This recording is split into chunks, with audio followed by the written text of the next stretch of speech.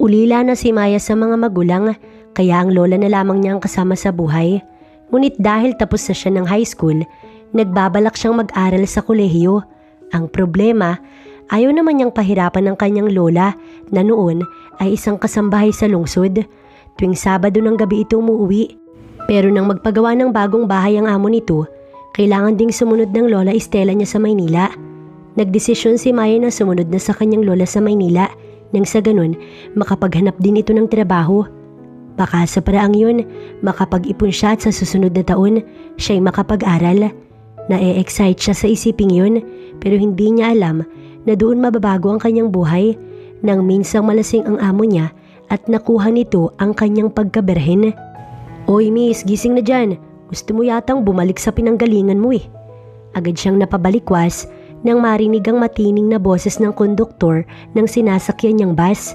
Luminga siya sa paligid at nakita niya ngang nagsisibabaan ng mga pasahero. Tanda na sila ay nasa terminal na. Natulog kasi siya buong biyahe. Hindi naman siya excited makapunta dito sa Maynila. Ayaw nga sana niyang pumunta dito, kaso kailangan niya magtrabaho para sa susunod na taon ay makapag-aral na siya. Sinuot niya ang yakap-yakap niyang backpack at isang malaking bag. Inayos niya muna ang buhok na may mga takas na hibla, nagulo dahil sa kanyang pagkakatulog. "Ang suplado ni Manong, pero salamat po ha," sigaw niya sa konduktor bago bumaba ng bus. Agad siyang tinamaan ng sinag ng araw pagkaapak niya pa lamang sa simento. Masyado na palang mataas ang araw. Naglakad siya para sumilim. Lumingali nga siya sa paligid at tinignan ng oras sa suot na relo. Pasado 11:00 na. Hindi niya nilalapag ang gamit dahil kabilin-bili na ng lola niya na huwag niyang ihiwalay ang gamit sa katawan at marami raw snatcher sa Maynila. Kung bakit kasi hindi na lang siya hinintay ng lola niya para sana sabay na sila. Dinukot niya ang kapirasong papel sa likod ng bulsa ng pantalon niyang fitted jeans, ang pinakapaborito niyang pantalon sa lahat ng damit niya. Black skinny jeans na stretchable. Regalo pa iyon ng lola niya nung 1 taon, bago pa iyon dahil iniingatan niyang huwag kumupas. Binasa niyang muli ang address na binigay ng kanyang lola. Wala siyang ideya kung paano siya makakapunta sa lugar na to. Hanggang pagsakay ng bus pa Maynila ang tanging nagawa niya. Isa pa, ngayon pa lang siya bumiyahe ng malayo. Ang sabi ng lola niya, magtanong na lamang daw siya pagdating niya dito. Sino naman kaya ang pagtatanungan ko? Pinasadahan niya ng tingin ng mga tao sa paligid. May mga naghihintay sa waiting shed, naglalakad, nakatambay na nagbabasa ng dyaryo at nagsiselfone. Nahagip niya ang isang security guard. Lumapit siya rito. "Kuya guard, pwede bang magtanong?" Pinasadahan siya nito ng tingin bago nagsalita. "Ano yun?" "Baka ho alam niyo kung paano pumunta sa address na to." Pinakita niya rito ang kapirasong papel at pinabasa. Kunot noon ito yung binasa at ilang segundo pa, medyo umaliwalas ang muka. Signal na alam nito siguro ang daan papunta ron. "Iyang lugar ba? Isang sakay lang yan mula rito." Tumingin ito sa kanya at iminuwestera nito ang kamay at may itinurong direksyon. Sinundan ng paningin niya ang tinuturo nito. "Nakikita mo yung pilahan ng jeep na yon? Pumunta ka doon at hanapin mo yung may signage na San Isidro. Sumakay ka doon tapos sabihin mo sa driver, ibaba ka sa Mabini Street. Pwede mo na iyong lakarin magmula doon. Nasa malaking subdivision yung address na yan. Mansyon kasi yan. Kung gusto mo, mag-arkila ka na lang para mabilis." Tumangutango siya rito. Tinandaan niyang maigi ang mga sinabi nito. "Sige ho kuyang guard, maraming salamat." Tumango naman ito sa kanya at muli siyang pinasadahan ng tingin. "Mag-a-apply ka bang katulong doon? Sa probinsya ka galing no?" "Oho." Nagsimula na siyang maglakad. Pero narinig pa niya yung huling sinabi ng security guard na yun. "Ang swerte mo naman, makakapagtrabaho ka sa mansyon ng mga Valkins." Narinig niya pa ang huling sinabi ng gwardya pero hindi na iyon pinansin at diretso na naglakad paalis. Dahil sa hindi niya kabisado ang daan, sumakay na rin siya ng tricycle. Mababawi naman niya ang ginastos niya sa pamasahe pag nagtrabaho na siya. Nakakatuwa lang dahil pagkapasok nila sa subdivision, nalula agad siya sa may naggagandahang malalaking mga bahay doon. Kulang ang sabihing mansyon yun. "Wow, nakakalula naman dito. Ang gagarbo ng mga bahay, parang mansyon ng lahat ng mga bahay dito." Nakaawang pa ang labi niya sa pagkamangha. Maya-maya pa'y huminto ang tricycle. "Miss, eto na yung address na hinahanap mo," ang sabi ng driver. Ang laki! Natulala siya. Walang binatbat yung mga unang bahay na nakita niya kanina dahil itong nasa harapan niya ay palasyo. Yun bang kasing laki ng nakita niyang palasyo sa mga movies? Nabungaran niya ang malaking gray na gate. Hala, ito na ba yun? Baka ho hindi ito. Parang palasyo ho eh. Tanong niya nang hindi lumilingon. Narinig niya ang mahina nitong tawa. Valkins Mansion ang sabi mo, diba? Nag-iisa lang yung mansyon ng mga Valkins. Wala nang iba pa. Akin na ang bayad mo. Ay, oo nga pala, pasensya na. Nakalimutan ko sa ganda at gara ng mansyon na to. Magkano ho ba? Tinitigan pa siya nito na parang may nakakatawa siyang sinabi. 100. Ano? Grabe ka naman, Manong, ang mahal naman. Gayong nasa 200 meters lang naman siguro ang layo nito sa binabaan ko kanina. Miss, mababa na nga yan kumpara sa ibang tricycle. Ang mahal ng gasolina ngayon. Ay sus, Manong, paano naman ho kaming sumasakay? Ibig sabihin kayo lang itong buhay tapos kami patay, ganun ba? Napakamot dito sa ulo. Miss, iba ang Maynila kaysa sa probinsya. Dito lahat binibili. Magkano ba ang pera mo? 30. 30? Sana pala hindi ka na nag-arkila. Naglakad ka na lang sana. 50, tapat na yan. Wala nang tawad-tawad. Hindi na siya tumutol at nagbayad na lang ng halagang gusto nito. Pagkabigay niya, sumibat na paalis ang tricycle. Lumapit siya sa gate at tinanaw ang loob nun. Ang ganda talaga. Naghintay siya doon kung may lalabas pero tahimik. La! Sigaw niya kaso nagulat siya nang may tumahol na aso sa kabilang bahay. Bigla siyang napatakip ng bibig. Hinanap niya ang doorbell. Pinindot niya ng isang beses. Ilang saglit lang, bumukas ang front door. Lumaki ang ngiti niya nang makita ang kanyang lola. Lola! Kumuway siya rito. Nanliit pa ang mga mata ng lola niya at tila kinikilala kung sino ang tumawag habang lumalapit sa gate. Maya? Ikaw ba yan, apo? Opo, si Maya po ito, la. Maya, hala, ikaw nga pumasok ka. Binuksan ng lola niya ang gate. Nagmano agad siya rito at kitang-kita niya ang galak sa mukha ng kanyang lola. Hinawakan nito ang pisngi niya at ang braso. Ay nakung bata ka, parang 2 linggo lang tayong hindi nagkita, tumangkad ka na agad. Natatawa pa nitong sabi. Malapit ka na palang mag-birthday ano? Kailan na nga yun, apo? Sa katapusan pa po, ang tagal pala. Napakamot na lang siya ng ulo habang papasok ng kabahayan. Nasabi ko pala kay sir na darating ka. Sinabi ko na rin na gusto mong mag-aral sa susunod na pasukan. Tinanong nga niya sa akin kung may trabaho ka na raw bang papasukan dito. Ang sabi ko wala pa, maghahanap pa lang. Kaya ang sabi niya, dito ka na lang daw para may kasama ako, maliban sa 2 pang kasambahay. At ang sabi pa sa akin, pwede niya raw sagutin ang pag-aaral mo sa kolehiyo. Naglalakad sila papasok sa mansyon, pero napatda siya sa sinabi ng kanyang lola. Ano ka mula? Pag-aaralin po ako ng amo ninyo, lola? Oo, kapalit daw ng pagtatrabaho mo rito kasama ko. Sabi niya, sisweldohan ka daw niya at sasagutin ang tuition mo. Kaya kapag nagkita na kayo, magpasalamat ka ha. Na-excite siya. Nakagat din niya ang kanyang pang-ibabang labi. Makakapag-aral siya ng libre. Hindi naman libre dahil kapalit nun ay ang pagtulong dito. Hindi na masama. Hala lola, ang bait naman po ng amo ninyo at ang galante rin. Dumiretso sila sa kusina. Nilapag niya ang bag pero suot niya pa rin ang backpack. Nag-iikot ang paningin niya sa kusina. Malaki at magarbo. Hindi niya masyadong nabigyang pansin yung labas kanina dahil na-excite siya sa nalaman niyang makakapag-aral na siya. Pinaupo siya ng lola niya habang kumukuha ito ng inumin sa malaking refrigerator. Mabait talaga yung amo ko. Mukha lang suplado pero mabait. Hindi nga lang pinapakita. Marami po bang nakatira dito, la? Binaba nito sa harap niya ang isang baso ng juice at sandwich. Sa ngayon, halos walang nakatira dito kasi noong 1 taon pumanaw na ang daddy ni sir. Ang mami naman nito sumama na rin sa ibang lalaki at matagal nang walang kontak si sir. Kaya si sir lang ang narito. Pero kadalasan, hindi iyon umuwi dahil may kondo ito sa katapat lang ng kumpanya nito. Pero kung Sabado o Linggo'y narito siya. Sa narinig niya, mukhang ang lungkot ng buhay ng sir ng lola niya. Para tuloy na lungkot din siya kahit hindi niya pa ito nakikita. Maya, pagkatapos mong maghugas ng mga plato, pakidiligan mo na nga yung mga halaman sa labas. Nilingon niya si Lola Estela niya na nag-aayos ng mga dadalhin sa opisina ni Sir Marco.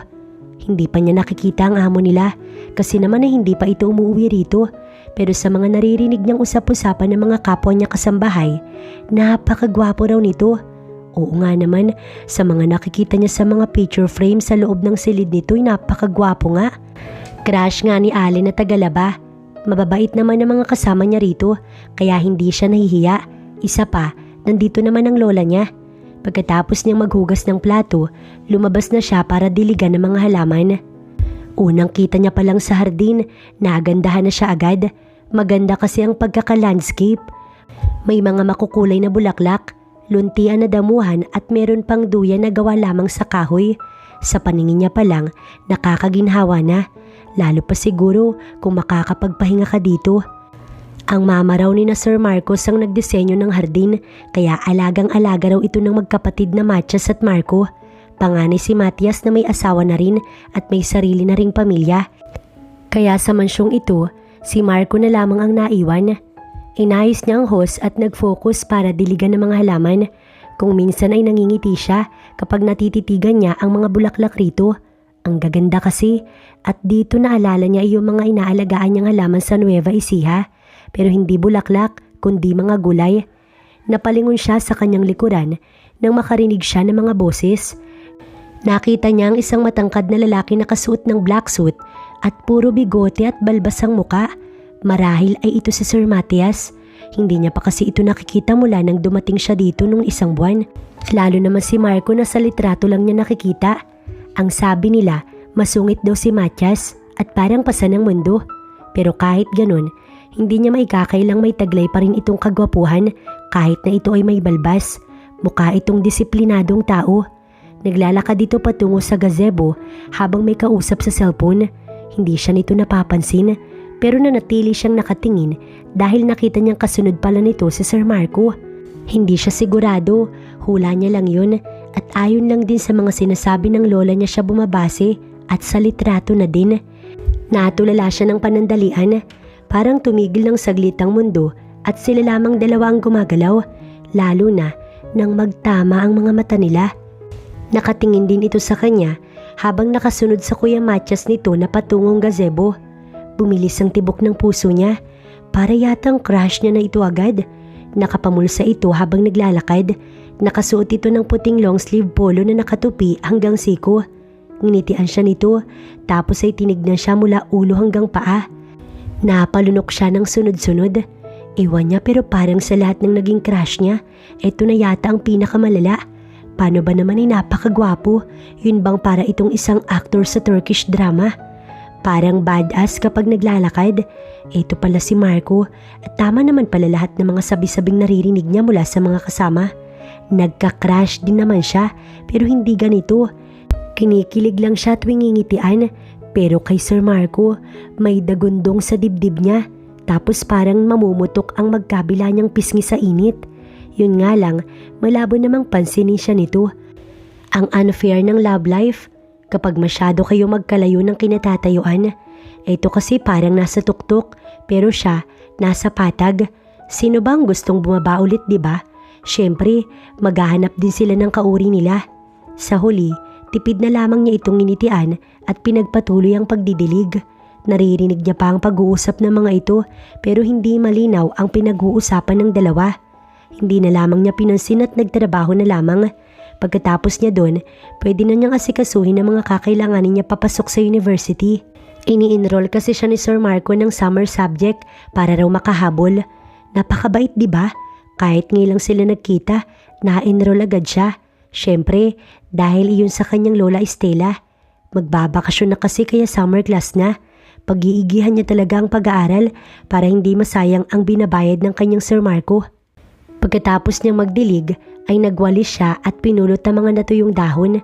Sobrang na-attach na nga siya sa hardin kaya talagang inaalagaan niya ito ng maigi kahit na may sariling hardinero ang mansyon. Hindi niya alam kung gaano na siya katagal naglilinis sa hardin pero pawis na pawis siya. Pagkatabi niya ng walis at dustpan, nagpagpag siya ng kamay at ng damit niya. Pinunasan niya ng braso ang tumulong pawis sa noo nang napagawi siya sa gazebo. Hindi niya napansin kung nandoon pa ba si na Sir Matias pero siya'y naistatwa.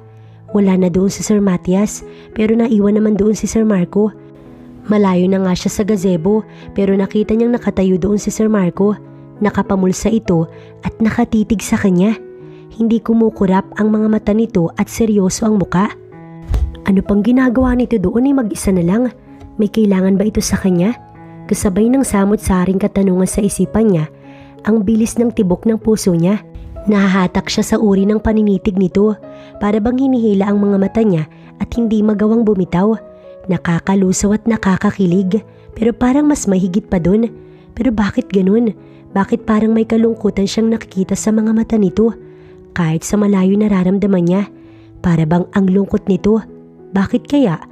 Parang nararamdaman niya na may kung ano itong inaalala kahit malayo ang kanilang pagitan. Nang hinayang siya, nang hindi na muling nakita ang Sir Marco niya. Sumaglit lang daw pala ito sa mansyon at umalis din matapos ng tanghalian. Nalungkot tuloy siya para kasing napakabisi nito. Ganun siguro talaga ang mga mayayaman. Maganda nga at malapalasyo ang bahay, pero wala ring kasiyahan dahil mas marami ang oras sa trabaho. Pagkagising niya ng alas 5 ng umaga, agad siyang naligo't nagbihis. Inayos na rin niya ang kama niya bago lumabas. Mas maagang nagigising sa kanyang lola. Sabi niya naman sa lola niya, pwede rin siyang gumising ng mas maaga pero ayaw naman ito. Mapupuyat daw siya dahil sa may pasok na nga siya. Lumabas siya ng silid nila at dumiretso sa kusina. Agad bumalot ang lamig sa kanyang balat. Tahimik na tahimik pa ang paligid. Pagpasok niya sa kusina, nakita niya agad ang lola niya at si Allen. Malapad ng ngiti ang sinalubong ng mga ito sa kanya. Happy birthday, Maya! Masayang bati sa kanya ng kanyang ate Allen. Happy birthday, Apo! Napangiti siya sa paunang pagbati ng mga ito. Medyo nagulat pa nga siya. Oo nga pala't birthday niya na ngayon. Naalala niyang sinabi niya na pala ang birthday niya kay ate Allen nung isang linggo. Buti naman at naalala nito. May hinanda pa silang hotcake na punong-puno ng strawberry syrup na talagang paborito niya. Salamat po. Ang agang sorpresa naman po nito, pero salamat po. Wow! Anong balak mo ngayong araw, Maya? 20 ka na. Pwede ka nang magjowa. Meron na, no? Tigilan mo yan, Allen. Bata pa yung apo ko. Pag-aaral muna, apo, ha? Natawa naman ang kanyang ate Allen. Opo, syempre, lola. Lumapit sa kanyang lola niya at siya inakbayan. Pag-aaral muna, ha, apo? Magtatapos ka muna bago ang nobyo-nobyo na yan. Ngumuso naman si ate Allen na kanyang kinatawa. Ay, ang OP naman ni Manang. May bawal-bawal pa. Pero sigurado ko maraming umaaligid dyan sa campus. Aba, ang ganda-ganda kaya ng apo mo, Manang. Parang ka-level ng beauty ni Ma'am Alice. Bumungis-ngis pa ito kaya mas lalo siyang natawa. Pero hindi niya pa naman nakikita yung Ma'am Alice na tinutukoy ni Allen. Asawa daw yun ni Sir Matias nila. Alam mo, Allen, may tiwala ako sa apo kong to. Mas prioridad niya ang pag-aaral bago ang pag-ibig dahil darating din ang tamang oras para dyan. Hindi nga siya nagnobyo ng 18 at 19. Ngayon pa ba? Ngumuso naman ang kanyang ate Allen. Kailan naman ang tamang oras na yan, Manang? Pag napag-iwanan na si Maya? Sus, baka naman tumanda na lang na hindi nakakatikim ng luto ng Diyos itong apo nyo. Pabirong kinurot naman ng Lola Estela niya ang tagiliran ni Allen. Yang bibig mo talaga, Allen, kung ano-anong maruruming salita ang lumalabas. Hinaplos naman ito ang tagiliran. Ito namang si Manang hindi na mabiro. Charot lang Sabay tawa. Kailan nga kasi darating ang tamang oras na sinasabi mo, Manang? Tumawa muna ang lola niya bago siya nito tignan. Darating lang yan sa oras na hindi nyo inaasahan. Kaya wag mong madaliin ang lahat, Allen. Alas 4:30 ng hapon ang labas niya sa university. Patapos na rin siya sa mga araling nakasulat sa whiteboard. Ang ilang classmate niya, nagsialisan at ang ilan ay nagdadaldalan lamang. Minamadali niya na ang pagsusulat para makauwi na. Maglilinis pa kasi siya ng hardin. Maya? Napahinto siya sa pagsusulat nang may tumabi sa kanya at siya'y binati. Naabutan niya ang classmate niyang si Drew. Nakatingin at nakangiti sa kanya. Nahiya tuloy siya. Hindi kasi sila close, pero sa kanya talaga ito nakatingin. Ako ba? Mas ngumiti pa ito lalo, kaya lumitaw ang mapuputi at pantay-pantay nitong ngipin. Happy birthday sa'yo. Birthday mo ngayon, di ba? Pwede bang umattend sa party mo? Magiliw nitong sabi. Salamat. Pero paano mo naman nalaman ng birthday ko hindi naman kita kilala? Hinawakan niya ang dibdib nito. Aray, ang sakit naman nun Maya May Andres. Ngumuwi pa ang mukha nito na akala mo'y masakit talaga. At alam pa nito ang buo niyang pangalan. Ano kaya ito? Wait, magpapakilala muna ako. I'm Drew Santiban. Upcoming third year na ako this June. Pwera na lang kung makakapasa ako ngayong summer class. Alam mo na, bulakbol kaya nagka-back subject. But I think makakapasa na kasi may inspirasyon na ako para magsipag. Nanatili ang tingin nito sa kanya. Medyo naaasiwa siya sa titig nito. Hindi kasi siya komportable sa atensyon nito. Lalo pat may ilang classmates pa sila na parang pinapanood silang dalawa. Tumango na lang si Maya at tinapos na ang ginagawa niya. Wala na sana siyang balak na pansinin ito pero inakbayan pa nito ang likuran ng upuan niya at dinungaw ang kanyang notes. Kinabahan siya at nainis dahil sa sobrang closeness na ginawa nito. Napreskohan siya sa kilos nito na isa talaga sa pinakaayaw niya. Imbitahan mo naman ako sa party mo Maya. Mahina nitong sabi. Bumuntong hininga siya at tiniligpit na ang gamit na naggalat sa mesa. Buti na lang at kaunti na lang ang natira sa board. Hihiram na lang siya ng notes kaysa naman dumikit ang taong ito sa kanya. Mukhang mayaman at mayabang. Kung makadikit sa babae akala mo gusto siya ng lahat ng tao. Kung mga ganitong klase lang din na magiging kaibigan niya, di bali na lamang. Wait Maya, aalis ka na agad? Nakatingala ito sa kanya. Sinukbit niya ang bag at niyakap ang kanyang libro. Uuwi na ako. Saglit. Hindi niya na pinatapos ang sasabihin nito at naglakad na palabas ng classroom pero bahagya siyang nagulat nang hawakan nito ang kanyang braso. Saglit Maya. Bitaw, ano ba? Hindi niya na maiwasang mainis. Tinaas naman ito ang dalawang kamay bilang pagsuko. Opo, sorry. Pasensya na kung medyo presko ang dating ko. Alam mo kasi gusto ko lang makipagkaibigan sa iyo Maya. Naging mahinahon ang boses ng lalaki. Ayaw naman niyang maging bastos rito. Kung kaibigan lang naman ang habol nito'y okay lang naman. Bumuntong hininga siya. Lilinawin ko lang Mr. Santiban. Hindi ako tulad ng babae na iniisip mo. Hindi ako mayaman at taga Maynila. Sinagot ng amo ng lola ko yung tuition fee ko dito at tumutulong ako sa kanya. In short, katulong ako. Hindi ako dapat ang kinakaibigan mo dahil hindi tayo magka-level sa buhay. Kaya please lang, wag mo nang ituloy ang binabalak mo. Tinalikuran niya ito dahil nakita niya ang pagbabago ng reaksyon ng mukha nito nang sinabi niya yun. Expected niya na yun, kaya tinalikuran niya na lamang ito. Ano naman ngayon? Ano ngayon kung hindi ka mayaman at hindi taga Manila? Ano ngayon kung ang amo ng lola mo ang nagbabayad ng pang-tuition mo? At ano ngayon kung katulong ka? Wala akong pakailam doon. Gusto lang talaga kitang maging kaibigan. Napahinto siya at nilingon ito. Nginitian siya nito pero hindi na nakalitaw ang ngipin gaya kanina. Nakaramdam tuloy siya ng kaunting regret sa kanyang sinabi. Siya pa ata ang lumabas na mapangmata. Siya pa na walang maipagmamalaki. Nilapitan siya nito at inilapit sa kanya ang kamay. So, magkaibigan na tayo? Tinignan niya ang kamay nito. Kung tutuusin, ito ang unang nakipag-usap sa kanya ng ganito. Unang kaibigan kung sakali. At alam nitong gusto niya rin ng kaibigan dito dahil palagi siyang mag-isa. Kaya palagi niyang naiisip ang estado ng mga ito. But then, kinuha niya ang kamay nito. Friend, yes tara, hatid na kita. Hindi yun patanong kung di pahayag. Umiling agad siya at naglakad na palabas ng university. Sinabayan naman siya nito. Wag na, okay lang ako. Wala ka na bang klase? Bahagya niya itong initian. Wala na, pauwi na rin naman ako kaya hatid na kita. San ka ba? Nagji-jeep lang naman talaga siya pa uwi pero kung sasabay siya rito ngayon, makakatipid siya ng pamasahe. Kaya lang, kakakilala pa lang niya rito. Baka maging abusado naman siya kapag ganun. Malapit na sila sa front gate nang huminto siya at hinarap ito. Wag na Drew, kaya ko naman na. Napakamot naman ito sa batok. May kasabay ka ba? Kung gusto mo, sumabay na rin yung kasama mo. Naku wala. Maya? Napalingon siya sa pinanggalingan ng baritonong boses na tumawag sa kanyang pangalan at agad sumipa ang puso niya nang matanawan niya sa labas ng gate si Sir Marco. Nakatayo ito sa gilid ng itim nitong sasakyan. Ang mga estudyante na nasa labas ng gate ay nakatingin rito. Ang iba naman, sinisipat ang magara nitong sasakyan. Pero anong ginagawa nito dito? Napaawang ang kanyang labi. Sir Marco? Sino yan? Yan ba ang amo mo?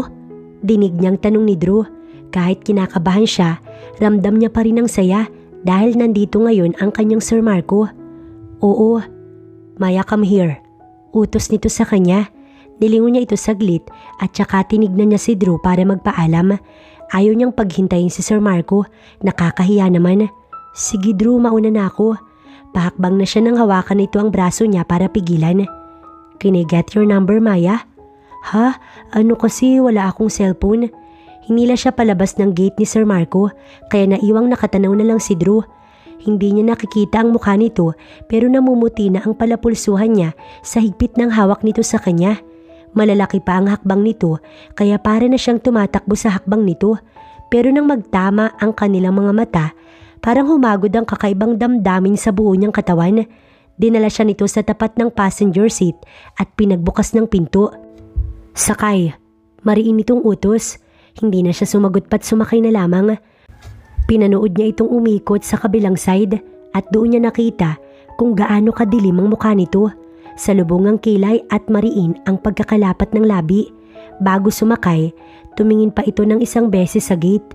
Magsuot ka ng seatbelt. Nanginginig naman siyang sinunod ito. Ewan niya pero parang mainit ang ulo nito. Pinaandar nito ang sasakyan pero walang nagsasalita sa kanila. Ramdam niya ang tensyon sa paligid pero hindi siya nito nililingon. Kinakabahan siya. Ganito ba ang boss niyang ito? Hindi rin siya makapag-isip ng maayos dahil nalulunod siya sa mabangong amoy ng sasakyan nito. Who is that? Doon niya lamang ito nilingon. Sino po? Diretso naman ang tingin nito sa kalsada. Yung kasama mo kanina. Yung humawak sa'yo. Parang hirap pa itong magsalita dahil siguro sa mainit ang ulo. Classmate ko po sir. Nakita niya ang paghigpit ng hawak nito sa manibela. Batid niyang mariin yun dahil sa pamumuti ng palad nito. Tinignan niya ang mukha nito. Sa lubong pa rin ng kilay, nakakatakot ang aura. Para itong galit. May nagawa ba siyang mali? Ngayon pa lang niya nasilayan na ganito si Sir Marco. Paano naman? Ngayon pa lang siya kinausap. Isang buwan na siya sa mansyon pero ngayon lamang talaga sila nagkausap. Nakagat na lang niya ang pang-ibabang labi habang tinitignan niya ito. Nalulungkot siya kasi galit ito at hindi naman niya alam kung bakit. Para siyang naistatwa, hindi niya malaman ang mararamdaman dahil tanging tunog ng aircon ang maririnig sa loob ng sasakyan ng boss niya. Humigpit ang hawak niya sa mga libro sa kanyang kandungan. Ang bilis pa ng tibok ng puso niya. Minsan din niyang kinurot-kurot ang daliri dahil sa hindi maipaliwanag na kaba. Nangangawit na nga ang leeg niyang nakapirming nakadungaw sa bintana hanggang sa narinig niya na tumikhim ang kasama niya sa loob ng kotse. Maya? Mababa at baritono nitong tawag sa kanya. Po? Talagang nanginig pa ang boses niya. Gusto na lamang niya tuloy ipikit ang mga mata. Nangunot ang noon nito. Nawala na rin ang kanina ay sa lubong nitong kilay. May regalo sa likod, kunin mo. Tumalima naman siya at nilingon ng backseat. Andun nga ang sinasabi nito't inabot niya. Ito po ba? Sinulyapan siya nito saglit. Para sa'yo yan. Happy birthday. Napatitig siya rito at napaawang ang labi. Hala, totoo po ba to? Bahagya itong umuso at pinaikot ang manibela. Anong po? Sa'yo yan, regalo ko sa'yo. Di ba at birthday mo ngayon? Mali ba? Tumahip ang kaba sa kanyang dibdib. Alam ni Sir Marco na birthday niya ngayon? Opo, kaya lang. Bahagya itong tumawa. Kakaiba ang dating ng tawa nitong yun sa kanya. At ngayon lang siya nakarinig ng ganoong tawa na parang nakakaakit. Hindi ako tumatanggap ng no. At saka, regalo lang yan. You deserve it. Buksan mo na. Bigla siyang nakaramdam ng saya at pananabik. Wala naman sigurong masama kung tatanggapin niya yun. At isa pa, kaarawan naman niya ngayon. Ang regalong ito ang ituturing niyang pinaka-espesyal sa lahat ng natanggap niya. Salamat po Sir Marco. Magalang niyang sabi. Nakita niya na lamang ang pag-angat ng dulo ng labi nito. Tinignan niya sa kanyang kandungan ng paper bag. Binuksan niya yun at tinignan ng loob nun. Hindi niya naman maisip kung anong laman nun. Dahan-dahan niyang binuksan ang kahon at gano'n na lamang ang panlalaki ng mga mata niya nang mapagtanto kung ano ang niregalo nito sa kanya. Isang brand new cellphone. iPhone ang nakasulat sa tatak nun. Nilingon niya agad ang amo niya na tahimik na nagmamaneho. Sir Marco, parang ang O naman po ng regalo nyo. Di ba po't may kamahalan to? Baka kasi... Anong O? Over po. Natawa ito. Seriously? Hindi mo ba gusto? Naku, hindi naman po sa ganun. Ang ganda-ganda nga po nito at saka hindi pa ako nakakahawak ng ganito.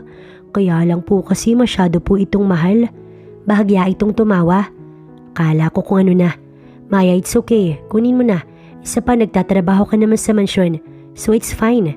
Don't worry too much. Mas matutuwa ako kung ma-enjoy mo yan. At isa pa, college girl ka na. Magagamit mo yan lalo na sa mga research. May tama nga rin naman ito, pero may kaunti pa ring hiya siyang nararamdaman. Wow na wow naman kasi ang regalo ni Sir Marco sa kanya. Cellphone agad. Binalik niya ulit ang kahon sa paper bag. Salamat po Sir Marco. Baka magtaka ka kung bakit may number ako dyan. Kailangan ko ng contact ng mga tao sa mansyon in case of emergency. At isa pa, just in case na may kailanganin ka o ni Manang. I-text mo lang ako. Okay po. Parang tambol na sa pagtalo ng puso niya. Talagang may nakasave ng numero nito sa cellphone na yun. Para tuloy nangati ang kamay niya at gustong gusto niya ng kalikutin ng iniregalo nito. Dumaan pa sila sa isang supermarket bago umuwi sa mansyon. Bumili ang boss niya ng mga alak. Pagkatapos, bumili rin ng strawberry cake na siya pa ang pinapili kung anong flavor ang gusto niya. Balak pa nga nitong bumilit mag-order sa isang restaurant pero pinigilan niya na. Nakakahiya na tsaka sinabi niyang nagluto ng palabok ang kanyang lola. Pagdating sa mansyon, pinatawag lahat ni Marco ang mga tauhan. Ang lola niya, Ate Allen at Ate Annie. Kasabay ni Sir Marco ay nagsalo-salo sila sa hapunan. Dahil birthday niya, tampulan siya tuloy ng usapan sa pagkainan. Nahihiya na nga siya dahil palaging nakatingin sa kanya si Sir Marco. Baka kung ano pa ang lumabas sa bibig ng lola niya. Pagkatapos ng masaganang hapunan, lumipat sila sa gazebo para mag-inuman. Ang boss nila at mga ilang tauhan ng kainuman nito. Bukod sa hindi siya umiinom, nauna pang pagbawalan siya ni Sir Marco kaysa sa lola niya. Nagsandok siya ng sisig sa plato. Nagluto rin ng lola niya ng lechon manok. Paborito niya yun, kaya halos siya na ang kumain, pero may natira pa naman. Nilagay niya yun sa tray para dalhin sa gazebo. Kasabay niya si Allen na may bitbit na mga slice cake. Sana all na lang Maya, si Sir Marco pa yung naghahanda sa birthday mo. Bulong nito sa kanya habang palabas ng bahay. Napangiti siya habang nakatanaw sa mga tao sa gazebo. Naging abala siya sa pag-aasikaso sa mga nagiinuman sa labas ng mansyon. Nakakahiya nga pakiramdam ko sobra-sobra na ang nagastos ni Sir. Bulong niya habang palabas patungong gazebo. At nang makita siyang paparating ni Sir Marco niya, tumuwid ito ng upo at pinanood siya. Napalunok at nanginig ang kamay ni Maya. Kapag tinititigan kasi siya nito, tumatahip ang kaba sa kanyang dibdib. Hindi niya tuloy napansin na nasa likuran niya pala si Ate Allen. Hoy, natulala ka na dyan. Bulong nito sa kanya. Pero dahil nanatili pa ang mata sa kanya ni Sir Marco, hindi niya ito nasagot. Pagdating nila sa gazebo, bahagyang tumahimik ang mga naroon at tumunghay sa kanilang dala. Abala ang birthday girl biro ng family driver na si Jose. Ngumiti siya rito habang nilalapag ang mga pulutan. Sa gilid niya, nakita niyang sumandal sa likuran si Sir Marco niya at pirmi na pinapanood siya. Ayos lang po yun Kuya Jose, minsan lang naman po to. Iniisod niya ang ilang bote na wala ng laman para magka-espasyo ang dala nilang pagkain. Naku, siguro naman payag na si Manang na magka-boyfriend ka kasi 20 ka na 'di ba? Sabi naman ni Ben na isang guard. Napatingin siya rito at bahagyang uminit ang magkabila niyang pisngi. Hindi niya inaasahan ang tanong na yun. Ngumiti na lamang siya sa sobrang kaba at napatingin kay Sir Marco na ngayon nakatitig na pala sa baso nito. Mukhang biglang naging seryoso ang itsura nito. Nagpatuloy ang mga ito sa pag-inom habang tagahatid lang sila ng pagkain ng mga nagiinuman. Nanatili sila sa kusina ni na Ate Allen at pinapak ang nilagang mani habang nagkukwentuhan. Hindi namin namalayan ng oras at lumalim na ang gabi. Ilang saglit pa, pumasok sa loob ng bahay sina Kuya Jose at si Kuya Ben. Akay-akay si Sir Marco. Napatayo't nagmamadali siyang nilapitan ng mga ito. Tinignan niya si Sir Marco na lupaypay ang ulo. Nasobrahan yata si Sir, ang daming nainom. Nagkasarapan sa kwentuhan. Ang sabi ni Kuya Jose. Ihatid na lang namin sa silid niya. Dugtong naman ni Kuya Ben. Tumango siya at sinamahan ng mga ito paakyat sa silid ni Sir Marco. Inayos niya ang kama nito para makahiga ito ng maayos. Nilapag ito ni na Kuya Jose sa kama. Grabe sa inuman si Sir. Ngayon lang namin nalaman na malakas palang uminom si Sir. Paano, ikaw nang bahala rito, Maya? Ang sabi ni Kuya Ben. Napatingin siya rito. Nangunot ang noo niya pero hindi man lang siya hinayaang sumagot ng dalawa dahil lumabas na ito ng silid. Siguro may mga tama na rin ang mga ito. Nilingon niya si Sir Marco na tulog na tulog na. Ang isang braso nito ay malayang nakahilata sa kama. Napanguso siya. Bakit naman ito uminom ng marami? Tinungo niya ang drawer nito at kumuha ng bimpong puti. Pumunta siya sa banyo nito para banlawan yun. Naalala niya na tuwing nalalasing noon ng tatay niya, pinupunasan ng basang bimpo ng nanay niya para daw humupa ang init sa katawan dala ng alak. Binuksan na rin niyang aircon ng kwarto bago dahan-dahang naupo sa gilid ng kama. Amoy na amoy ang samyo ng alak kay Sir Marco. Napangiwi siya. Pero nang ididikit niya na ang bimpo sa gwapong mukha nito, parang nag-alangan siya bigla. Kinakabahan kasi siya. Nagdadalawang isip siya. Kung si Lola na lang kaya ang gumawa nito. Lumunok muna siya bago niya tuluyang idampi sa mukha nito ang bimpo. Nandito na lang rin siya kaya ginawa na niya. Marahan niya lang pinunas iyon sa mukha nito. Gusto niya lang makasigurong maginhawaan ito. Maya-maya pa ay gumalaw si Sir Marco. Napatigil siya. Nag-aalala siya at baka magising niya ito. Unti-unting dumilat ang mga mata nito. Kumabog ang kanyang dibdib. Napakagat din siya sa kanyang ibabang labi. Hala, nagising niya pa yata. Mapupungay ang mga mata nito at parang antok na antok. Hindi ito nagsalita at nakatingin lamang ito sa kanya. Naiwan naman sa ere ang kamay niyang may hawak na bimpo. Ramdam niya ang panunuyo ng lalamunan para siyang nahuling may ginagawang kasalanan. Ibababa niya na sana ang kamay nang halos mapatalon siya nang hawakan nito ang palapulsuhan niya ng mahigpit. Hindi pa niya ito halos natitigan ng maayos nang hinatak siya nito ulit. Sa gulat niya, nawalan siya ng balanse at napadagan dito sa mismong ibabaw nito. Nanlaki ang mata niya. Ramdam na ramdam niya ang init ng katawan nito sa kanyang dibdib. Ang mukha nila, ilang pulgada na lang ang layo at ang matinding amoy ng alak mula sa bibig nito ay mas lalo niyang nasamyo. Sir Marco, ang isang kamay niya ay hawak nito samantalang ang isa nakalagay sa gilid lamang ng mukha nito. Tinititigan siya nito. Tumindi pa lalo ang kalabog ng kanyang dibdib. Hindi niya alam ang gagawin basta ang maliwanag sa kanya. Masyadong malapit sila sa isa't isa. Tumaas ang isang kamay nito at malayang hinaplos ang kanyang pisngi. Marahan at parang ingat na ingat. Hindi pa rin ito nagsasalita. Bumaba ang tingin nito sa kanyang labi. Napalunok siya. May kakaiba siyang nararamdaman. Hindi niya maipaliwanag dahil tila nawawalan siya ng lakas. Hanggang sa bumangon ito at siya naman ang inibabawan. Ramdam niya ang bigat nito sa kanyang ibabaw. Batid niya ang bahagyang paglihis ng suot na bestida dahil sa paggalaw ng hita nito. Sir Marco, hinalikan siya nito. Nanlaki ang mata niya sa paglapat ng labi nito sa kanyang labi. Nabitiwan niya ang bimpo na nasa kanyang kamay. Mainit at nalasahan pa niya ang mapait na alak sa labi nito. Ang ilong nito tumatama sa kanyang pisngi. Sa gulat niya, hindi na siya halos nakagalaw pa. Nakalapat lamang ito nung una hanggang sa dahan-dahan na itong gumalaw at hinagod ang kanyang labi. Hindi pa rin siya makagalaw. Paano? Ito ang kanyang unang halik. Tumigil ito at siya'y tinitigan. Mapupungay ang mga mata at parang nakikiusap. Open your lips please. Bulong nito sa kanya.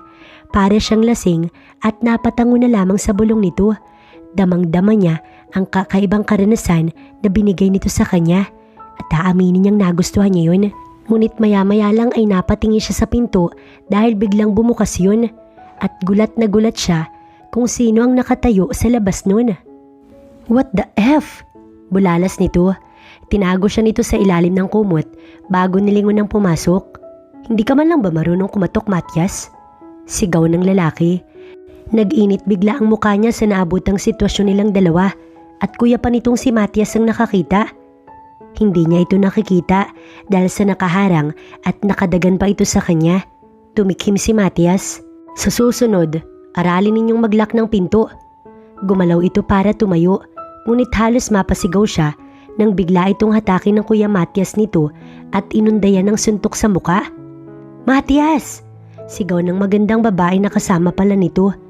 Lumapit ito dito at niyakap sa bewang si Sir Matias. Napaupo siya at takot na tinignan si Sir Marco na nakahandusay sa sahig, hawak ang labi nito. What did you do? Pati ba naman ang apo ni Manang Marco? Halos kapamilya na natin sila. Dinurot sinigawan nito ang kapatid. Dahan-dahang umupo si Sir Marco na parang hindi nasaktan. Ngumisi pa ito. What's your point? Nasa edad na siya at marunong na rin namang mag-isip ng tama't mali. Galit nitong sagot. Kumirot ang puso niya dahil sa sinabi ng lalaki. Walang bakas ng pagsisisi sa sagot nito. Batid niyang may katotohanan yun. Kasalanan niya rin at nagpaubaya siya sa init ng katawan. Pero masakit pala pag wala na ang init. Napatda siya nang sugurin ito ni Sir Matias at kinwelyuhan patayo si Sir Marco. Galit na galit ang kuya nito. Nakaramdam siya ng takot dito. Gago, napakabata pa niyan Marco. At hindi siya ang tipo ng babae na basta-basta mo na lang sisirain. Natulala siya, natatakot at nahihiya. Ano bang nagawa niya at bakit niya ito hinayaan? Nilapitan siya ng babaeng kasama ni Sir Matias at hinawakan ng kanyang braso. Come on Maya, sumama ka muna sa akin sa labas. Mahinahon itong sabi. Dala ng kabiglaan, nagpaubaya siya. Sumama siya rito palabas. Nasa labas na siya nang lumingon siya pabalik sa loob. Hawak pa rin ni Sir Matias si Sir Marco. Ngunit si Sir Marco, matiim na nakatitig sa kanya. Hindi niya mabasa ang mukha nito pero walang bakas ng takot dun. Nawala lang ito sa paningin niya nang tuluyang magsara ang pinto. Dinala siya ng magandang babae sa ibang silid. Sa pakiwari niya, isa sa mga guest room. Pinaupo siya nito sa kama. Ayos ka lang ba? Mahinhin itong tanong. Tinignan niya ito at tumango na lamang. Kinakabahan ka ba? Kumakabog ang kanyang dibdib marahil ay sa takot. Tumango siya rito. Nginitian siya nito na parang pinapagaan ng kanyang damdamin. Hinawakan nito ang kanyang pisngi. Huwag kang mag-alala, maayos din ang lahat. Pasensya ka na kung nararanasan mo ang ganito sa araw ng kaarawan mo. Patawarin mo si Marco. Hindi po, may kasalanan din po ako. Hindi lang po si Marco ang dapat sisihin. Alam ko po naman ang ginagawa ko pero hinayaan ko lang siya. Nanginig ang kanyang boses at nanlabo ang mga mata. Alam niyang dapat din siyang sisihin, hindi lang si Sir Marco. Pareho silang nagpadala sa init ng katawan at isa pa, nakainom ang lalaki. Umupo ito sa tabi niya at siya'y pinakatitigan. Mas matanda si Marco sa'yo, kaya mas may responsibilidad siya dito. Mas alam niya ang ginagawa niya. Hintayin natin si Matias kung ano ang magiging desisyon niya sa kapatid niya. Mahinahon itong sabi. Tumulo ang kanyang luha. Wala rin siyang maisip na paliwanag. Yun lang naman ang alam niya na may kasalanan rin siya. Bumukas ang pinto at iniluwano ng Lola Estela niya at si Ate Allen. Nag-aalalang lumapit sa kanya ang kanyang lola. Maya apo, anong nangyari? Bakit may sigawan kaming narinig? Nilingon nito ang magandang babae. Ma'am Alice, ano pong nangyari sa apo ko? Hindi na nakasagot pa si Ma'am Alice dahil muling bumukas ang pinto. Pumasok si Sir Matias at kasunod nito sa likuran si Sir Marco na bakas pa ang dugo sa gilid ng labi. Tinignan silang lahat ni Sir Matias. Madilim ang mukha nito at gumagalaw pa ang panga. Pumuesto sa may pader si Sir Marco sa gilid ng pinto at sumandal. Pinupunasan nito ang gilid ng labi. Manang, pasensya na ho kayo. Magiging maayos ho lahat dahil pakakasalan ng gago kong kapatid ng apo nyo. Bukas na bukas din. Narinig niya ang pagsinghap ni Ate Allen. Ang lola naman niya, napatitig sa kanya na nagtatanong ang mga mata. Tuluyang umagos ang kanyang luha. Tinignan niya si Sir Marco pero wala siyang nakikitang bakas ng anumang gulat sa mukha nito. Blanko ang tanging nakikita niya ron. Mukha yatang mapapasubo siya dahil sa isang kapusukan na siya rin mismong may kagagawan. Nanlulumo siya at hindi mapigilang kaawaan ng sarili dahil sa nangyaring ito. Napayuko siya dahil sa walang humpay na agos ng kanyang mga luha. Pakiramdam niya ang landi-landi niya dahil nagpadala siya sa kakaibang init ng katawan. Kaya nagkakagulo ngayon dito sa mansyon ng mga Valkins. Ano po? Bakit po kailangan magpakasal sila ng apo ko, Sir Matias? Ano po bang nangyayari? Malumanay, ngunit puno ng kuryosidad na tanong ng kanyang lola. Kahit nga siya'y naguguluhan at kinakabahan din. Kinagat niya ang ibabang labi at hinawakan ng mahigpit ang kanyang kamay na nakapatong sa kanyang kandungan. Nahihiya siya sa kanyang lola. Parang siya pa yung sisira sa magandang reputasyon nito sa pamilyang Valkins. Maya, narinig niyang tawag sa kanya ni Ate Allen, ngunit hindi niya maangat ang ulo niya dahil nahihiya siya. Manang, don't worry, ako nang bahala sa lahat at sinisiguro kong aakuin ng magaling kong kapatid ang nangyaring to. Ang mas mabuting gawin niyo na lamang muna ngayon, pagpahingahin itong si Maya. Naramdaman niyang tinignan siya ng lahat, ngunit hindi pa rin siya nagtataas ng tingin. Magpahinga ka na Maya, kami nang bahala rito. Mahinin itong sabi at hinaplos ang kanyang balikat. Tinignan niya ito at napakaganda ng mukha nito, parang may hahalin tulad sa isang anghel. Napakaswerte ni Sir Matthew sa asawa nito. Nakaramdam siya ng kaginhawaan sa banayad nitong boses. Yun bang kahit ang bigat ng dalahin niya, napapagaan ng tinig nito. Tumango siya bilang sagot. Hindi na siya nalapitan pa ng lola niya dahil inakbayan na siya ni Sir Matthias. Nayuko siya nang isa-isang lumabas ng silid ang mga taong naroon. Tumahimik ang loob ng kwarto. Hindi siya sigurado kung makakatulog siya sa kahihiyang nagawa niya ngayong gabi. At sa kaarawan pa talaga niya. Maya? Napaangat siya sa baritonong boses na tumawag sa kanya. Si Sir Marco. Akala niya'y lumabas na ito kasama ng iba. Hindi niya napansin na naiwan pala ito sa loob. Sarado rin ang pinto. Pinagmamasdan siya nito. Kumalabog na naman ang dibdib niya. Para kasing kanina pa siya nito pinagmamasdan. Walang ekspresyon ang mukha nito. Ang malalim na mga mata nito ay nakatitig lang sa kanya na parang siya'y binabasa. Ang mga kamay nito nakasuksok sa bulsa ng pantalon. Gumalaw ito't humakbang palapit sa kanya. Bumabalik na naman ang nararamdaman niya nang nasa ibabaw sila ng kama nito kanina. Napalunok siya. Hindi kumukurap ang mata nito habang naglalakad papunta sa kanya. Hindi rin niya magawang bitiwan ang tingin niya rito. Parang hinahatak siya nito. Huminto ito sa harap niya at umupo para magpantay ang mukha nila. Naaamoy niya pa rin ang samyo ng alak, pero sa tingin niya nawala na ang espiritu nun sa katawan nito. Tinitigan siya nito, ngunit wala namang lumalabas sa kanyang labi. Nahihiya siya at ramdam niya yun. Are you afraid? Tinitigan niya ang mga mata nito. Parang mas gusto niya ang mukha nito ngayon kesa kanina. Parang kalmado na hindi gaya kanina na parang nagsisisi kung bakit iyon nangyari sa kanila. Afraid? Ang lakas ng sipa ng puso niya dahil nasa harapan niya ito at nakatunghay sa kanya. Dahan-dahan siyang tumango. Ngayon ay pakiramdam niya ito ang mas nakakaintindi sa kanya ngayon dahil ito ang kanyang kasama. Lumunok ito at binasa ang labi. Bumuntong hininga na parang may gustong gawin pero hindi magawa dahil nagdadalawang isip. Pero sa hiya ay siya na ang unang nagbaba ng tingin para kasing matutunaw siya kapag hindi niya ginawa yun. Huwag ka na mag-alala. Ako nang bahala sa lahat. Beside, this is all my fault. Dapat ay hindi ko ginawa yun. Nadala lang ako. Napakabata mo pa.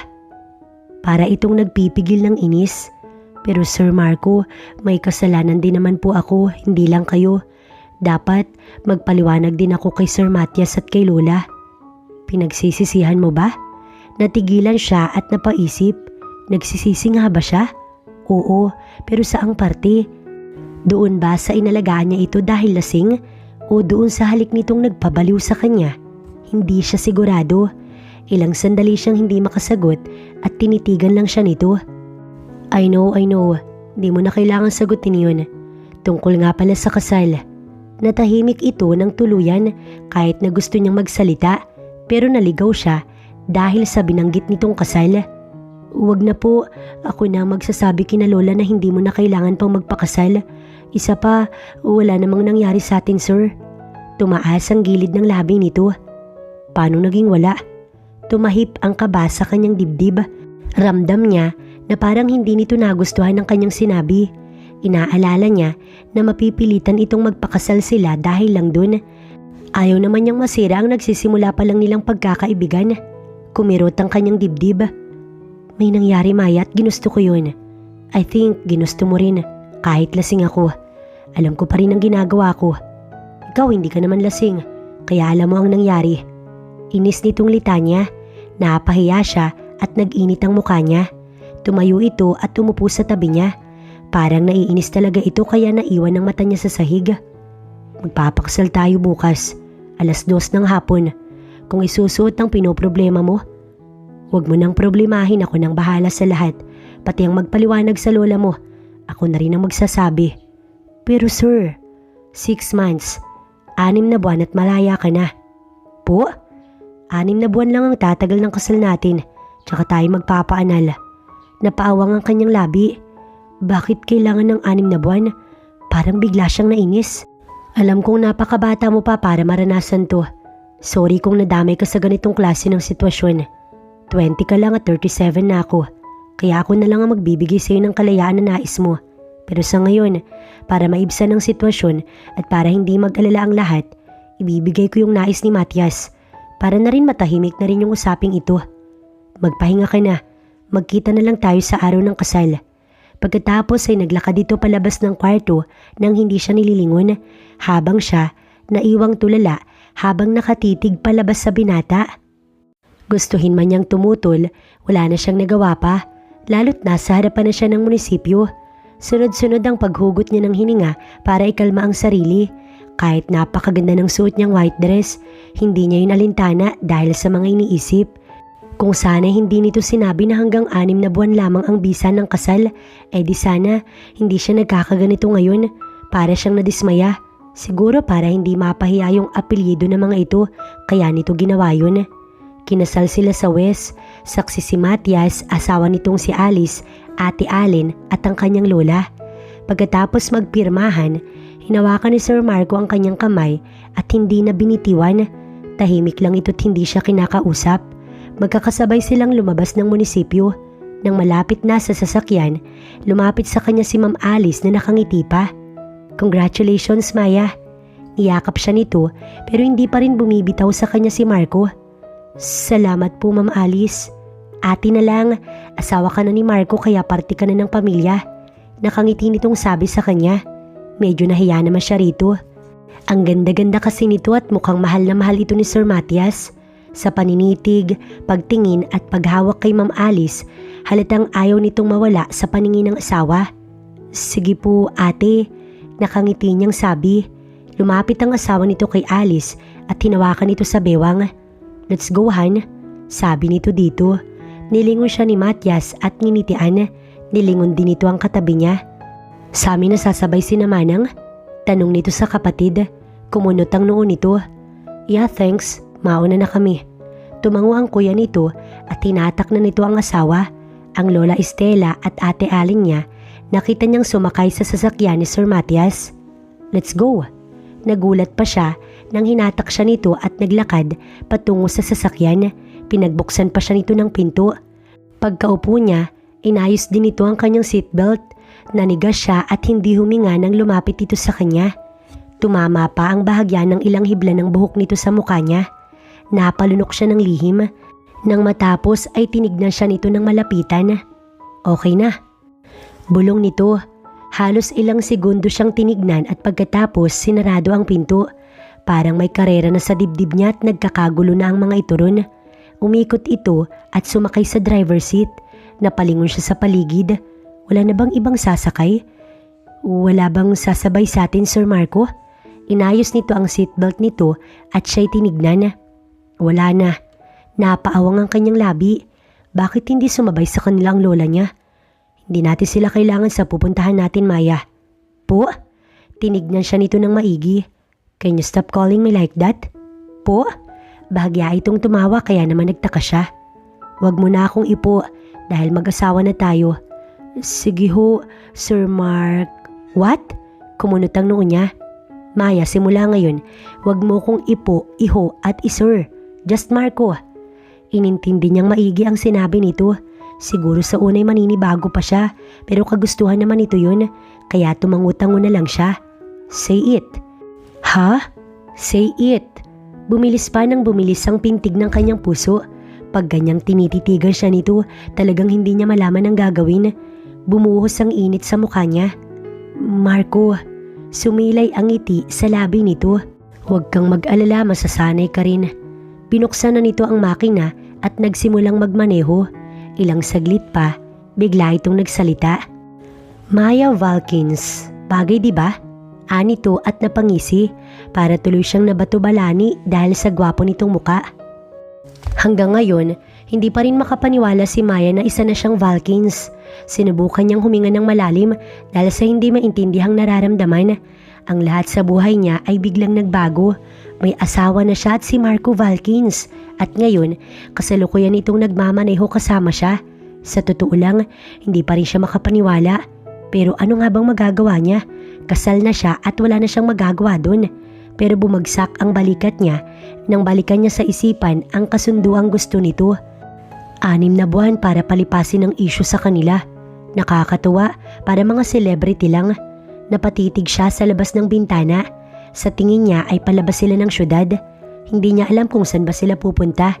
Nanatili lamang siyang tahimik at inabala ang sarili sa pagtitig sa labas ng bintana. Pero naisip niya, kung palabas na sila ng syudad, ibig sabihin, hindi sila uuwi sa mansyon. Kinabahan siya bigla. San pala sila pupunta kung ganun? Pasimple niyang sinilip si Sir Marco habang ito'y nagmamaneho. Pinirmi niya lang ang muka sa katitingin sa bintana, kaya mata niya lang ang ginamit sa pagtitig rito. Mukha naman itong relax habang nagmamaneho.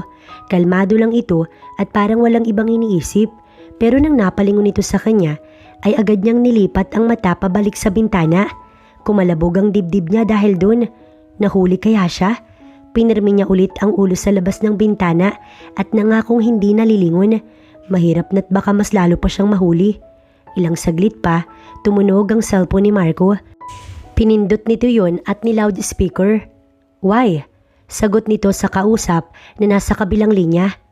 Marco, pasensya na kumaantala ang honeymoon niyo. Pero pwede bang puntahan mo muna si Alice sa hospital? Sabi sa kabilang linya. Boses iyon ni Matias. Napalingon na siya kay Marco. Why? What happened? Mariin itong tanong. Dinugo siya, pabalik na ako. Narito ako sa Palawan. Baka matagalan dahil sa lakas ng hangin dito. Ikaw muna ang bahala sa lahat habang wala ko. Tumingin sa labas si Marco na parang naghahanap ng dadaanan. Okay, pabalik na kami. Saang hospital ba? St. Luke's Taguig. Okay, yun lang at naputol na ang linya.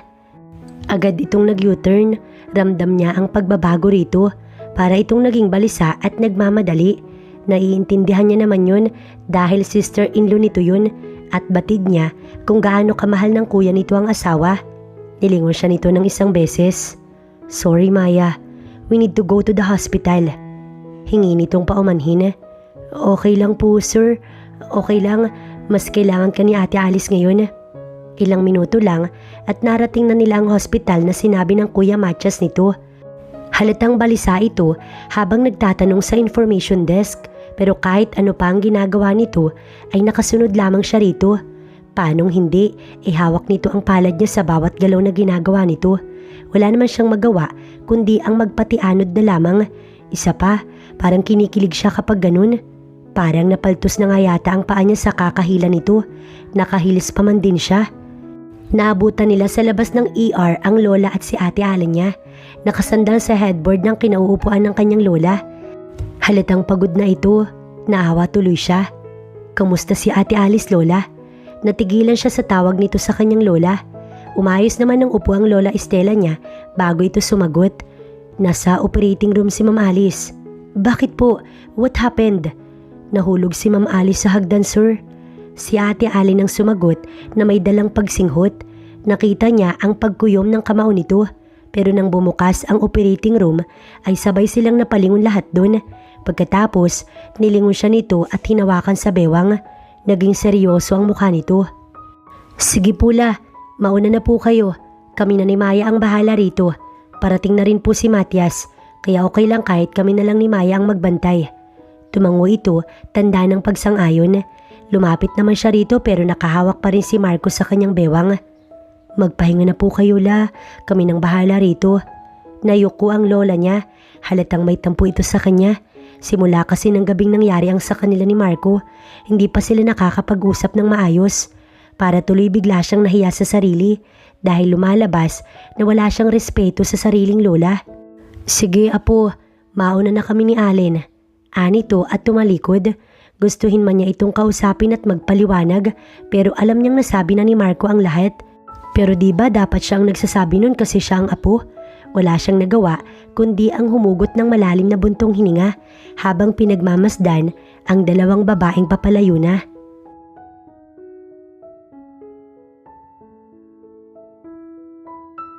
Don't worry, she's fine. Kaunting galos at pasa sa braso dahil sa pagtama nito sa baitang ng hagdan. Malakas din ang kapit ng bata kaya hindi siya nakunan. In the meantime, pahinga ang talagang kailangan ng pasyente. Mabuti na lamang talaga at sa pangatlong baitang ng hagdan mula sa baba lang ang kinahulugan ni Ate Alice. Dahil kapag nagkataong mataas, baka hindi lang yun ang pinsala nito. Pero kahit ganun, nag-aalala pa rin siya. Pinagmamasdan niya ang tulog na babae. Napakaamo ng mukha nito at tila isang diwata sa kutis at hubog ng muka. Parang napaka-perfect nito. Matapos magbili ng doktor, lumabas na nga ito. Maya-maya, nagpaalam din si Marco na bibili daw ito ng makakain. Gutom na siya, simula kasi kanina, hindi pa siya kumakain. Matapos kasi sa munisipyo, umalis na agad sila kahit may kaunting salo-salo sa mansyon. Paano na kaya siya ngayong kasal na siya? Magpapatuloy pa rin kaya siya sa pag-aaral o titigil muna? Wala siyang ideya dahil hindi pa nila yun na pag-uusapan ni Marco. Pero sa isang bahagi ng puso niya, hindi maipagkakaila ang saya. Pero may bahagi rin dun na nangihinayang at nalulungkot dahil kalahating taon lang ang kanilang pagsasama. May ilang oras din silang naroon sa hospital bago dumating si Matias. Kitang-kita ang takot at pag-aalala sa mukha nito kahit sinabi na ni Marco na stable na ang asawa. Matapos ng pag-uusap nila, nagpaalam na sila. Si Matias na lamang daw ang bahala. Isa pa, parating na rin naman ang mga magulang ni Alice kaya may kasama na rin ito kung sakali. Dumiretso sila sa mansyon. Napawi na rin naman ang gutom niya nang makakain ng pizza at fries na binili ni Marco. Panay lang ang subo niya nang mapasulyap siya sa driver. Nahuli niya itong nakatitig sa kanya at sa hawak na slice ng pizza. Nag-aalangan siya kung magsasalita ba o wag na. Pero baka isipin itong wala siyang manners kaya naman inalok niya ito. Gusto mo ba? Nahihiya pa niyang tanong rito. Sure. Kukuha sana siya gamit ng isang kamay nang maramdaman na lamang niya na hinawakan nito ang pulsuhan niya at hinatak ng marahan palapit sa kinauupuan nito. Sabay kagat ng hawak niyang pizza. Para siyang naistatwa dahil sa ginawa nito. Bakit ito kumagat sa kinagatan niya? Babawiin na sana niya ang palad niya nang muli nitong hatakin at isang kagat pa ang ginawa nito at halos maubos na ang pizza sa kanyang kamay. Tila bulta-bultahing kuryente ang pumailan lang sa buong katawan niya. Hindi na niya nga alam kung paano siya magre-react dahil nagrarambol na ang emosyon sa loob niya. Drinks please? Natauhan na lang siya nang marinig ang baritono at malamyos nitong tinig. Ha? Oo, eto na sir. Drop that sir. Just Marco Maya. Huwag mong kalilimutan na mag-asawa na tayo. Hindi na siya nakasagot pa nang hawakan nito ang kamay niya na may hawak na inumin at sumipsip mula sa istrodon. Wala na. Nabato-balani na naman siya. Nireschedule ni Marco ang honeymoon nila. Imbis na ngayon dapat yun, inilipat na lang sa susunod na linggo. Hihintay na lamang daw muna nilang makalabas ng hospital si Alice. Hindi niya alam kung saan pero na-excite pa rin siya. Pagdating nila ng mansyon, nauna na siyang pumasok sa kabahayan. Si Ellen ang unang bumungad sa kanya. Papasok na sana siya sa kwarto ng lola niya nang pigilan siya nito. Maya, hindi ka na dyan matutulog. Nailipat na kasi lahat ng mga gamit mo sa master's bedroom. Ha? Pero, anong ha? Asawa mo na yung amo natin. Isa pa, ipinalipat na ni Sir Marco sa akin. Siya ang mismong nagsabi sa akin kaya pinaakyat ko na kanina sa driver. Natatawa pa ito na kinikilig. Nakalimutan niya ang mga ganitong bagay. Oo nga pala, kinakabahan tuloy siya. Sige na, akyat ka na doon para makabuo na agad kayo ni Sir. Biro pa nito. Napayuko na lang siya dahil sa nararamdamang hiya. Pero nang maalala ang lola niya, nagtanong na siya kay Ate Ellen. Nasa kusina, nagluluto ng hapunan. Tumalikod siya para puntahan ng kanyang lola nang pigilan naman siya nito. Akyat na doon. Huwag ka nang tumulong. Baka makagalitan ako niyan eh. May dala pang tulak ang mga salita nito. Labag man sa kanya, sumunod na lang siya. Parang hindi siya sanay, lalo na sa tuwing titig na siya ni Marco. Nakaupo ito sa kama at nakatuon ang mga mata sa TV. Narito na pala ito. Mas nauna pa pala ito sa kanya. Dumiretso si Maya sa walk-in closet para tignan kung naroon ba ang kanyang mga gamit. At oo, nasa tabi iyon ng mga gamit nito. At dahil hindi naman siya kinikibo ni Marco, kumuha na lamang siya ng pantulog at towel. Dumiretso sa banyo para maglinis ng katawan. Pero habang nasa loob siya, hindi niya talaga maiwasang kabahan. Parang gusto na lamang niyang mamalagi ron pero hindi naman maaari. Siguro, nasa 15 minutos din siya doon bago tuluyang lumabas. Isang pares na SpongeBob pajamas ang suot niya. Paborito niya kasi yun. Paglabas niya ay nakapatay na ang TV pero nakaupo pa rin ito sa gilid ng kama, ngunit nakaharap sa laptop. Hindi man niya aminin pero ang gwapo nito sa suot na puting sando at short.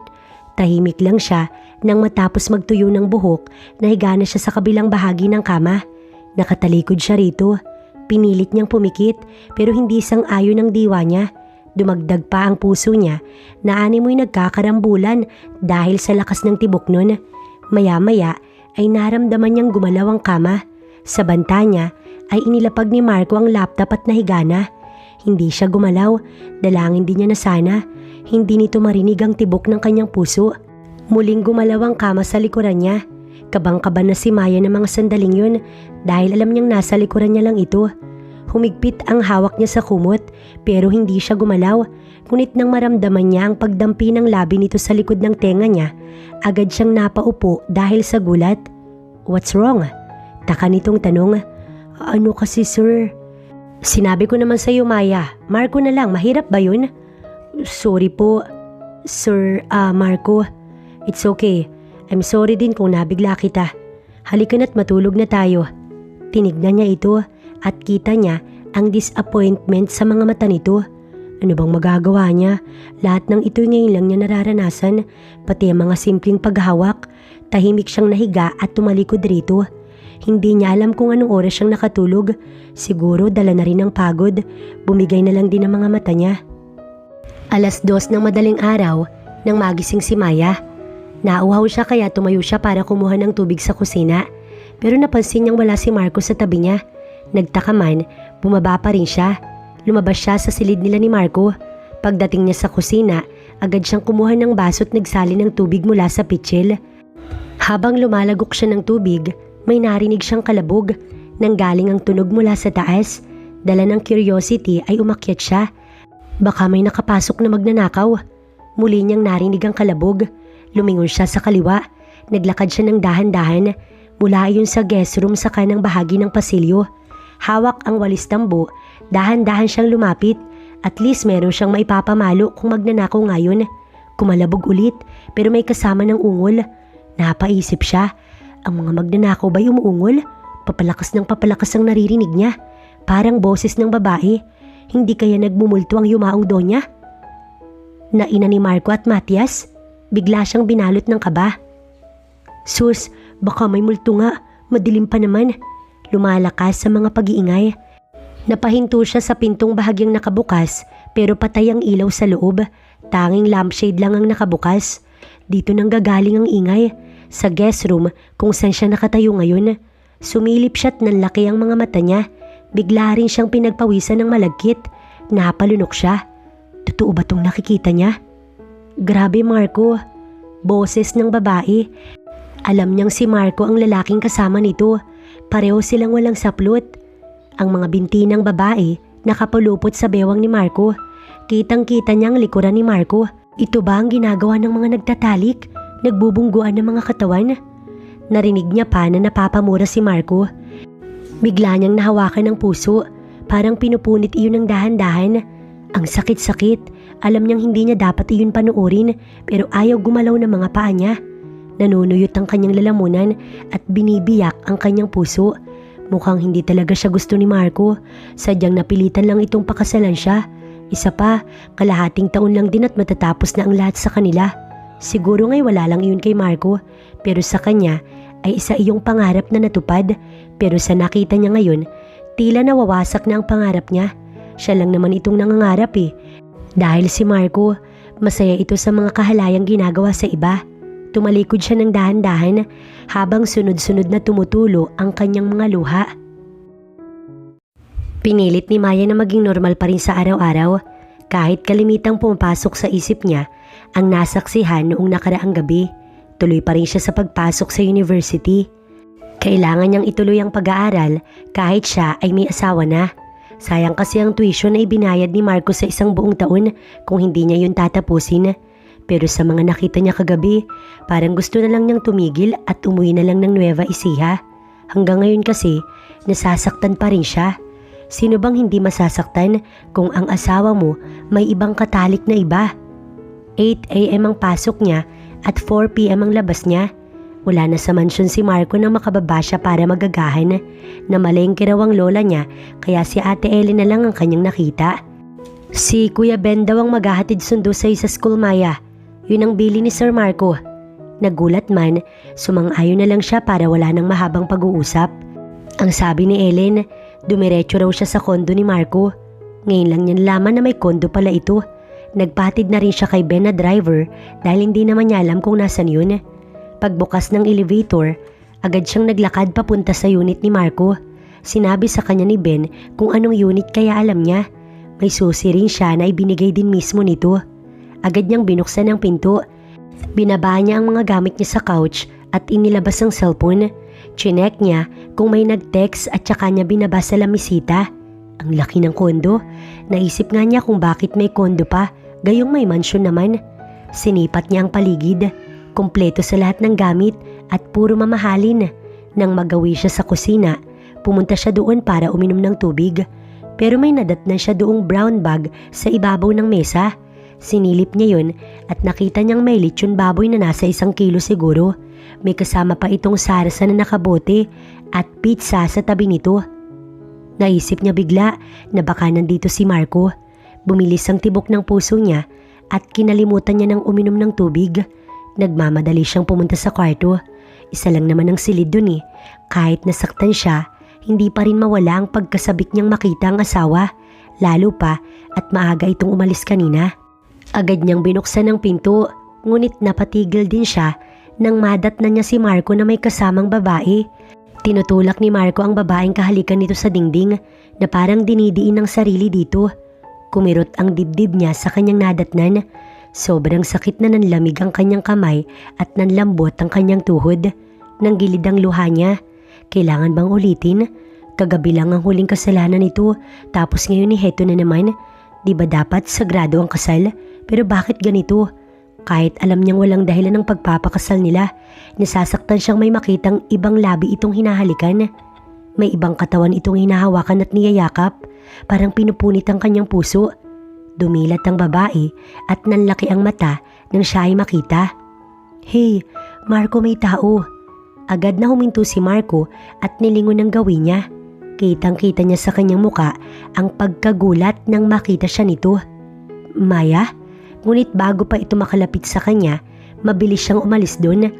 Nagmamadali siyang naglakad palabas ng unit ni hindi niya na nagawang kunin ang bag niya. Pinunasan niya ang luha at nagmadaling hinabol ang nakabukas na lift upang makasakay. Humawak siya sa kanyang dibdib pagkasara ng lift. Sobrang sakit nun, parang pinipiraso ang puso niya sa hapdi at sakit na nararamdaman niya. Pinipigilan niyang umiyak ng malakas pero patuloy ang pag-agos ng kanyang luha. Ganito pala ang pakiramdam na makita mong may iba ang taong mahal mo. Siguro nga nagawa lang nitong magpakasal para mapagaan ang lahat at talagang wala itong gusto sa kanya. Ang sakit, sobrang sakit. Ilang beses ba dapat na makita niya itong may ibang babae? Dapat bang araw-arawin ito? Naglalakad pero parang walang patutunguhan. Nakisabay sa mga taong tumatawid sa kalsada pero lutang sa kawalan. Ganito ang nararamdaman niya habang binabagtas ang napakalawak na kalsada. Mukha na nga siyang tangang walang emosyon na naglalakad. Dinala siya ng kanyang mga paa sa isang palaruan. Hindi niya alam kung gaano kalayo ang nilakad niya dahil hindi siya nakaramdam ng kahit na anumang pagod. Umupo siya sa nakita niyang bench na tanging siya lamang ang umuuko pa. Nag-aagaw na ang dilim at liwanag. Ang mga tao sa paligid ay may kanya-kanyang ginagawa. Mayroong nagmamadali sa paglalakad, siguro'y papauwi na. Mayroong mabagal ang paglalakad at tila walang hinahabol na oras. At mayroon ding nakikipag-usap sa kasama at tumatawa ng walang bukas. Napatingin siya sa kalangitan. Wala pa siyang dalang pera, Tanging cellphone lang sa bulsa. Mabuti at naipasok niya yun sa suot na jeans bago tumakbo palabas sa unit ni Marco kanina. Mapait siyang umiti.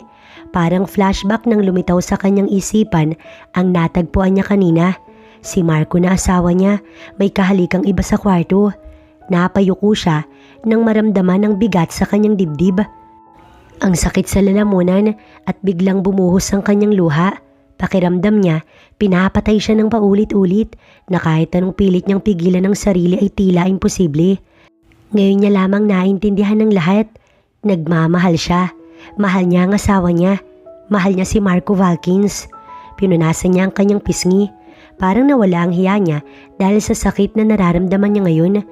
Ayaw niyang bumalik sa kondo nito. Alam niyang wala siyang karapatan na umarte ng ganito. Kaya lang naisip niya lang, asawa siya Kahit papaano ay nanumpa sila sa harap ng judge. Pero ano nga ba siya? Wala para rito. Siya, mahal niya si Marco, pero kung ganito lang din na parang baliwala siya, bakit siya magtitiis? Isang malalim na buntong hininga ang ginawa niya, pampadagdag lakas ng loob. Nanatili pa siya ng ilang oras sa inuupuan niya. Sa tingin niya, nasa 7:00 na ng gabi. Nanunuyot na rin ang kanyang mata sa pag-iyak. Baka mugto na ang mata niya dahil pakiramdam niya, naniningkit na ang mata niya.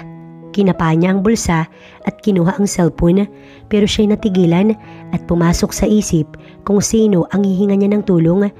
Pero sa huli, wala rin siyang maisip, kaya ibinalik na lamang niya sa bulsa ang cellphone. Bago niya ipinasok, nakita niya ang 24 missed calls doon. Alam niyang si Marco yun. May mga text din, ngunit hindi niya na pinakailaman o basahin. Buo na ang kanyang desisyon.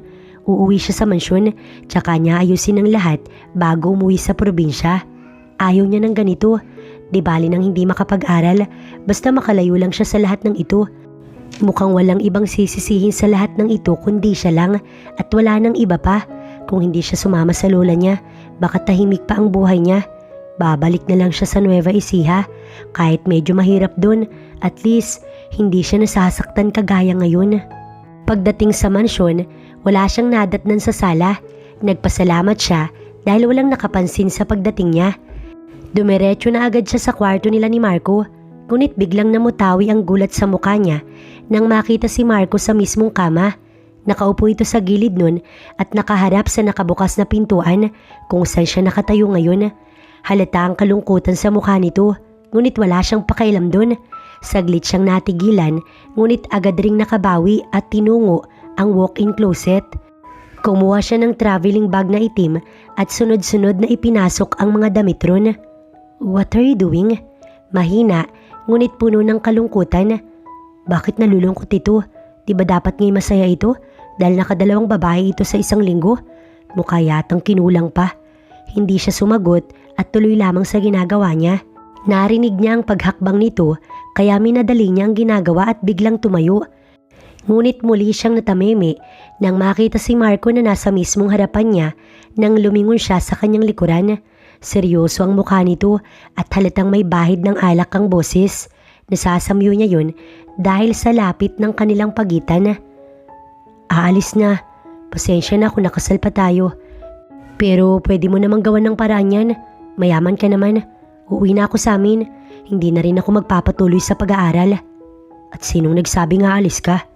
Muli sa kamay niya, hinablot nito ang bag niyang dala at itinapon yun sa unahan na kanya namang ikinagulat. Natakot man, hindi niya yun pinahalata. "Walang aalis." Baritonong tinig na sambit nito, ngunit hindi man lang siya natinag. Humakbang siya at hahakbang pa sanang muli upang damputin ang bag nang bigla nitong hablutin ng kanyang pulsuhan. Mas nagulat pa si Maya nang hilahin siya nito palapit rito at walang ano-anong inangkin ng kanyang labi. Nagpumigla siya dahil sa inis at galit, pero ano bang magagawa ng mga kamay niya sa mga braso nitong halatang hinubog sa gym?